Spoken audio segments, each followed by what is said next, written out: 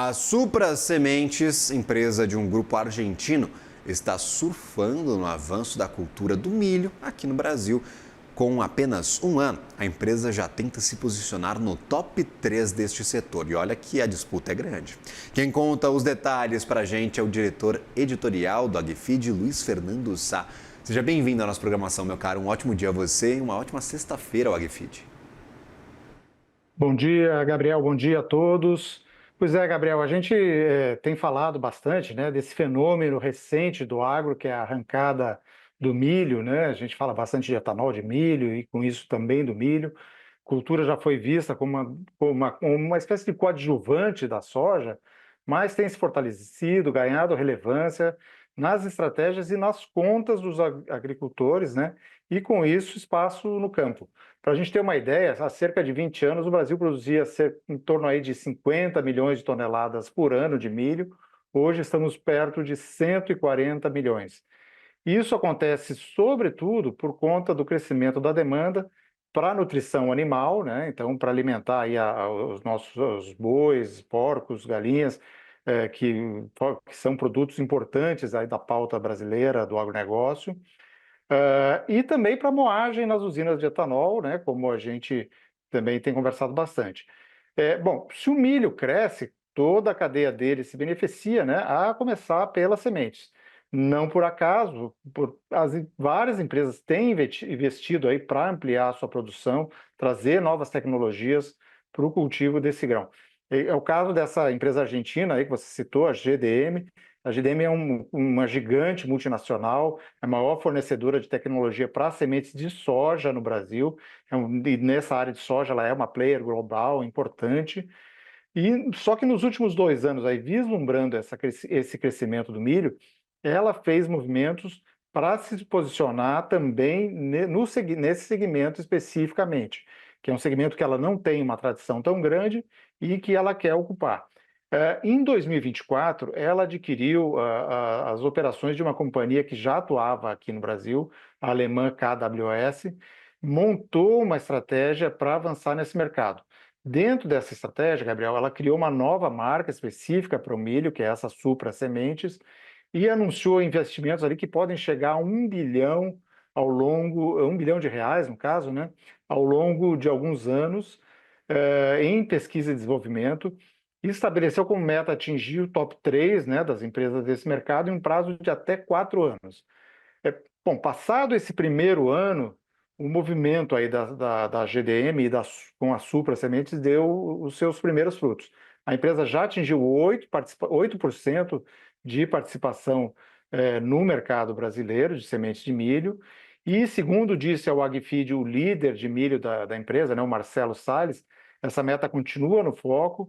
Ela tem apostado aí no desenvolvimento de novos híbridos, que é como se chama aí no setor, né, as diferentes variedades de milho, com ampliação dos investimentos em pesquisa e desenvolvimento, que saltaram de 5% para 12% da receita da empresa, e na expansão em regiões onde ainda possui baixa participação, especialmente nas áreas de milho verão do país. Só para explicar, né, o milho, eu tenho essa especificidade, ele é cultivado tanto na safra de verão quanto no que a gente chama de segunda safra, né, que é um plantio que vem logo depois do plantio da soja. Quando se colhe a soja, que é a safra de verão, já se planta o milho em seguida. Essa segunda safra antes era chamada de safrinha, né? Só que de safrinha ela não tem nada, porque ela hoje já é a maior safra aí de produção de milho no país.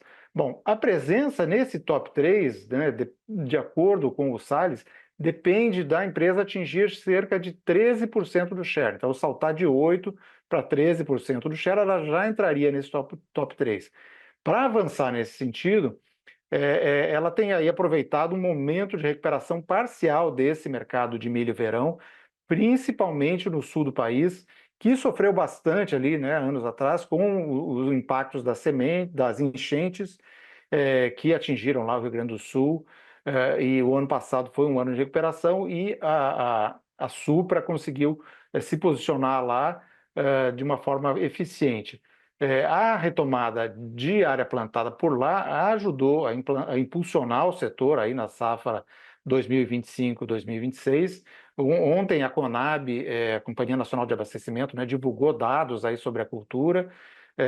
Esses dados mostram que a área de milho primeira safra, que é a safra verão, cresceu de 3,7 milhões de hectares na safra 2024-2025 para 4,1 milhões de hectares na safra 2025-2026, e para a segunda safra, né, a antiga safrinha, perspectiva de uma alta um pouquinho menor, mas ainda também assim uma alta de 17,4 milhões de hectares para 17,7 milhões na atual safra aí que está em curso. Foi justamente nesse ambiente, né, que a Supra realizou seus dois principais lançamentos para o mercado subtropical, então mais aqui para a região sul. Segundo a empresa, os materiais foram desenvolvidos especificamente para atender produtores dessa região que precisam ali de ciclos mais curtos, né, permitindo colher o milho mais cedo, abrir espaço para a soja na sequência. Então, são aí tecnologias que têm ajudado o produtor nesse sentido. E por conta disso, né, a empresa estima que cresceu 35% nas vendas de sementes para o cultivo de milho verão, né?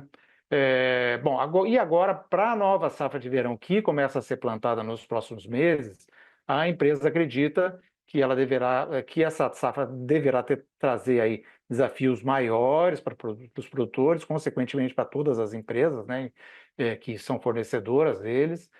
Na avaliação aí da Supra, a safra 2026-2027 é uma das mais difíceis dos últimos anos para fazer projeções, né, porque além da possibilidade do retorno do fenômeno El Niño durante o ciclo aí de verão, teve também tem a preocupação com o encarecimento aí de fertilizantes, especialmente nitrogenados e potássicos, né, que são componentes fundamentais para a produção de milho. No clima, né, as projeções mais recentes indicam a possibilidade de formação de um El Niño forte ao longo do segundo semestre, né, que altera o regime de chuvas, pode afetar principalmente o calendário da soja, e isso influencia diretamente a janela do plantio do milho safrinha ou da segunda safra. Isso porque esse milho depende fortemente da velocidade, né, da semeadura e da colheita da soja. Então, qualquer atraso que tenha nesse processo da soja reduz a janela considerada ideal para a implantação da cultura, e com isso, né, tem sido muito difícil projetar aí qual será a área do milho safrinha no ano que vem, né, sem saber o comportamento da soja, praticamente impossível. Por outro lado, Gabriel, se os riscos climáticos e de custos exigem cautela, né, para a próxima temporada, os fundamentos de demanda do milho continuam relativamente favoráveis, né, com a expansão da indústria do etanol ajudando a reduzir a volatilidade histórica que afetava essa cultura e gerando aí uma onda de otimismo. Como diz lá o executivo da Supra, é mais caro para uma usina de etanol de milho pagar, é melhor ela pagar um pouco mais pelo milho do que ficar sem matéria-prima, né? Mais caro ficar sem matéria-prima, então a demanda continua forte, Gabriel. Demanda forte, aguardamos então esse desenvolvimento da companhia por aqui, se vai ou não conseguir ocupar este pódio, um setor bastante competitivo no Brasil. Somos conhecidamente grandes produtores de milho por aqui. Até uma próxima, meu cara. Um bom trabalho a você, uma ótima sexta-feira.